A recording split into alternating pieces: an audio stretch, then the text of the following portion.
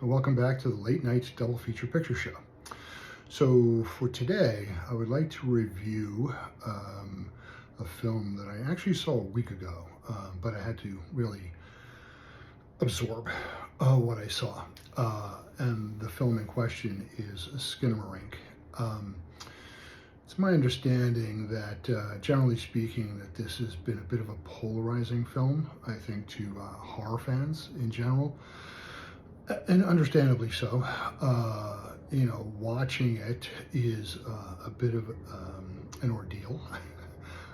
If you're into more of like kind of linear, traditional film editing and substance, then this is probably not the movie for you. So let's just talk a little bit about the plot of the film. So before that, Skinamarink is a feature film debut by a gentleman who, prior to this film, was a content provider for YouTube. Had done a bunch of short nightmare films, anywhere from like 2 to 5 to 7 minutes long. I guess a couple of years ago he did what I guess could be considered a proof of concept video, which I think was about 28 minutes, called Heck, which is really kind of a shorter, more condensed version of Skinamarink, with some variations, not exactly the same, but basically the same idea. So, so let's talk about Skinamarink. When the film starts, we get some images, a static camera shot down along a hallway, and we see a child coming out of his room and wandering the home a little bit, and then sitting in the hallway. One of the things I will say about this opening scene is that you don't really ever see the child up close or full frontal or any of that. As a matter of fact, for the majority of the film, you don't see anybody in full frame. You see their feet, you see the back of their heads. Quite often you don't see people at all in any of the images. So the initial images are of this child, and a few minutes into the movie, you hear the child, who's a boy, saying, questioning, "Are you hiding?" And then saying something along the lines of, "I'll come look for you." And then he counts to 3, and then you hear the sound of a body falling, and then you hear the child crying out. Cut to a scene of what you assume is an adult figure rushing to the aid of the child.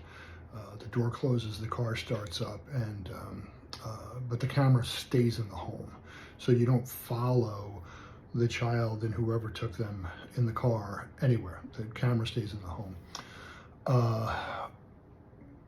When some time passes and the adult and the child are back again, you don't see them entering the house. You kind of hear the father checking in on his daughter, who's the other child, and the 2 children, I believe, are ages 7 and 5. The daughter's the older one.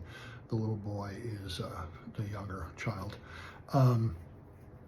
You see a phone being picked up. You hear the father calling someone else. You assume it's the mother, that for some reason they're not together, and the mother is at a different location. They're separated or divorced or something. And you hear the father describing that the boy fell down the stairs, hit his head, was taken to the hospital, and no stitches were necessary. And you hear the father say that the daughter was suggesting that the little boy was sleepwalking when he fell down the stairs. So that scene ends, and then we're treated to another shot of the hallway, and you see a door opening and little girl wandering and calling for her father, and then the brother comes out and joins her. And again, like when you're seeing these images, it's in almost near darkness. You're seeing them from like below their knees to their feet on the floor. And what we quickly come to realize is that, and it's kind of portrayed in the film with some like non-special effects, but in essence, what we come to realize is that all exterior doors and windows have somehow disappeared. There are no windows or exterior doors in the house anymore. And the father is gone missing. So what you basically have is these two children, 7 and 5, who are trapped in the home without a parent, without an adult. And it kind of begins this process of kids dealing with, you know, the inexplicable, the way kids will sometimes do, which is, you know, rather than trying to figure it out too much, they just kind of go with the flow, and they're thinking that at some point somebody's going to come and find them and help them. So like you see a couple of scenes of them feeding themselves. They get like bowls of cereal in the kitchen and they eat. They move from the upstairs to the living room so that they can be together. They have the TV constantly on. It's constantly playing cartoons with weird images and weird music. So basically they're together and they're sleeping in the living room, and you know, very quickly you lose a sense of time in the movie because, you know, there's no windows, there's no sense of day or night. And at one point, the little girl wakes up and says to her brother, I think it's time to get up, right? Because they don't know what time it is. And by the way, supposedly this film takes place in the mid-90s. So it's still like the VCR era. The cartoons they're watching are on a cassette tape being played on the VCR. So you know, quickly you realize the kids don't have any sense of time. You know, we don't, as a viewer, don't have a sense of time. So that's the premise, right? These kids have now are trapped in a home with no windows or doors. They can't get out. There's no adult with them. They're basically taking care of themselves. And then the film kind of goes into this world of camera angles. So, you know, we're kind of looking down dark hallways, and we're looking at walls, and we're looking at the part of the television screen, and we see some of the images of the cartoon characters and such. The film has this kind of like fake grain. It almost has like even though the film was supposed to be set in the mid-90s, the film feels like a 70s film. And you can kind of tell that the grain in the film is not real film grain, that it's kind of just put there post-production. So this goes on for a while, and we're, you know, days and nights, and we don't know which is which, and the kids are, you know, questioning, you know, why nobody's come to find them. And the little boy says, you know, maybe dad's with mom, and the little girl says, I don't want to talk about mom. So there's that mystery of, you know, what was going on with mom and dad before all this weirdness. So that goes on for a while, and then one night, for lack of a better term, because it's dark in the house, so it's always dark, some voices come out of the dark, and they start to call the little girl up to the top floor. She goes up without her brother. The intimation is that her brother's sleeping, and she goes upstairs, and she sees what is purported to be her father sitting on the edge of the bed. But again, we see him like maybe from the shoulder down. He's seated on the bed. We see his legs on the floor. She's speaking to him. We don't see his face. We don't see the little girl. In the bedroom, it's very dark. And the father's voice says, look under the bed. And the little girl hesitates, and he says, look under the bed. And so the camera kind of, it's a point of view shot, pans down, and you see her looking, and, you know, you can see the edge of the bed, but basically it's like utter darkness under that bed. And, you know, you're sitting there as a film watcher waiting for something to come out of the dark. And basically she stands back up, and the father figure is still there from the shoulder down. And she says, I don't see anything. And he says, look under the bed. And she looks again. And again, she's looking into the darkness under the bed, and again, you're waiting tensely. Was something going to come out of the bed from under the bed in the dark to touch her or grab her, and nothing happens. And she kind of stands up again, and when she looks, the father figure is no longer sitting on her side of the bed, but across the bed is a female form, and we see the back of her head and her back, and she's seated on the bed. And the suggestion is that it's the mother who was never in the house, right? In terms of when the film began, it was only the father who then disappeared. And there's a lot of the camera just basically focused on the mother, and the mother saying things like, your father and I love you both very much. And again, you never see her face. And ultimately, at some point, the mother says, "Okay, honey, now close your eyes." And the girl hesitates, and the mother says, "Close your eyes." And we see like a point of view, the camera goes black.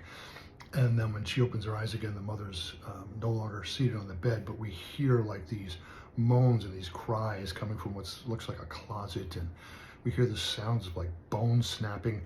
And then there's like a jump scare, like you see this like something coming at the little girl. It's less an image, more of a sound, kind of like hazy darkness against the darkness thing. And the little girl ends up back downstairs with her brother. Doesn't really tell the brother what occurred upstairs. So they go on doing what they're doing in the home, and again, a lot of static shots of walls. And we see some scenes of the little boy playing with Lego type toys and stuff like that. And then the voices start speaking to the little boy. And at some point in the film, there's also a scene where the toilet disappears in the downstairs bathroom. So it's there and then it's gone. So now not only are the doors and windows gone, but and I guess the only working bathroom is now upstairs, which just seems this, whatever it is in the house wants them upstairs, or sometimes it wants them in the basement. So throughout the film, the little girl hears voices, the little boy starts to hear voices. The voices are always asking the children to go to a different part of the house. At some point in the film, the little girl just disappears completely. So now we're just experiencing the home through the experience of the little boy, her brother, and at some point he goes into the basement and he hears his sister down there in the basement, and he finally kind of comes across her after stumbling around in the dark, and we're treated to this image of, it's the only time you really see the daughter's face, but you don't really see all of her face. Like, it looks like her eyes are blurred, and that where there should be a mouth, there is no mouth. And then the scene quickly edits, and the little boy's back upstairs. Eventually the voice tells the little boy that the voice, the entity, whatever it is, can do whatever it wants to do. Hence the disappearing doors and windows and toilet. And that because his sister didn't do what the voice was demanding she do, and because she kept telling the entity that she missed her father, that this entity punished her by taking her mouth away. So that image of her downstairs with no mouth was, in essence, a punishment by whatever this thing was in the house that was tormenting these kids. Eventually, the little boy also ticks off this entity, and thankfully we don't see this, but we hear the voice tell the little boy to go get a knife from the kitchen drawer, and then to insert the knife into his own eye. And this happens. You don't see it on camera, but it's kind of horrifying because you know exactly what's going on, and you hear the boy whimpering and crying. And so this goes on for some more time. The darkness, the voices, the creepiness, the images, the toys start to move on their own. They're found stuck to the wall, stuck to the ceiling, so it leads to a conclusion of the film where basically we get these images of the little boy like walking on a ceiling, heading for this doorway, and he walks into this room, and it looks like all of his toys are piled into like the corner of this room. But as you're watching the scene, the perspective gets further and further away, and pretty soon the room looks distorted, and it doesn't look like toys on the floor anymore. And then ultimately what you really see is what looks like a dollhouse sitting in a black void with this light shining on it. So the impression that you get is that these children have not been in their home this whole time, that they've been somehow transported to this netherworld, and they were in this dollhouse, and that basically their reason for being there was for this entity to basically, you know, for lack of a better term, to fuck with them, in some ways to torture them. So you know, the film is very much filmed in a way, as you would imagine, that if a child is having a nightmare, that this is the kind of images that a child's nightmare, how the nightmare would play out. So all the images of the film, and this is a fairly long film, it's about an hour and 40 minutes, all the images in the film play out as if through the eyes of a child who is having a nightmare. And you know, because of what's going on, you know, because it's children who are 7 and 4 years old who you know, barely have the knowledge to understand what's happening to them, and that they're just trying to get through it together the best that they can. Early in the film, when they first move down to the living room, there's a heartbreaking scene where you can't see them. You see the couches and you can't see the children, but you hear the little girl say to her brother, "I love you," and the little brother says, "I love you back." And you can tell in that scene that it's two terrified children who are trying to make each other feel better by like just reaching out to each other and proclaiming their love for one another. So for me, you know, the horror of this film is that this entity is basically mentally and in some cases physically torturing these young innocent children. So I found the film very haunting. Quite often I'll commit an hour and a half or 2 hours to a horror film, and I'll be you know, kind of in the world, in the moment for that hour and a half or 2 hours, and then, you know, pretty much when the film is over, that sense of horror or frightenedness or whatever it is kind of dissipates and goes away. I watched this film on a Friday night, and I woke up a couple times over the night to, you know, get up to use the bathroom or get a drink of water, and each time when I woke up, the film was very much in the forefront of my mind. Next day was Saturday, and I spent a good part of the day Saturday thinking about the film like I could not shake it. It stuck to me. It was haunting to me, and horrifying to me. And there was a part of me for a few days after I watched it that had almost wished I hadn't watched it. Not because I didn't enjoy it. I did enjoy it. I am one of those who thinks it's in some ways a great film. Experimental, and not for everybody. I can understand why some people really hate the film, but I loved it. But it haunted me, and it stuck with me. And it was for a few days there. I thought to myself, I really kind of wish I hadn't seen it, because it left me feeling badly.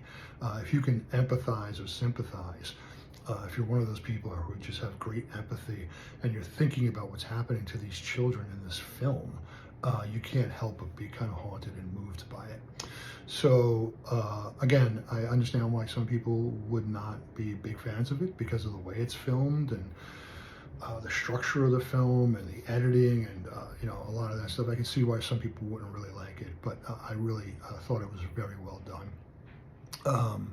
And now it's a week and a day since I saw it, and I'm thinking that when it comes out on Blu-ray, I'm probably going to buy that and watch it again, even though I had those feelings after having watched the film of, God, I kind of wish I hadn't seen it. Now enough time has passed, and I'm kind of thinking about like sitting down and rewatching it, and maybe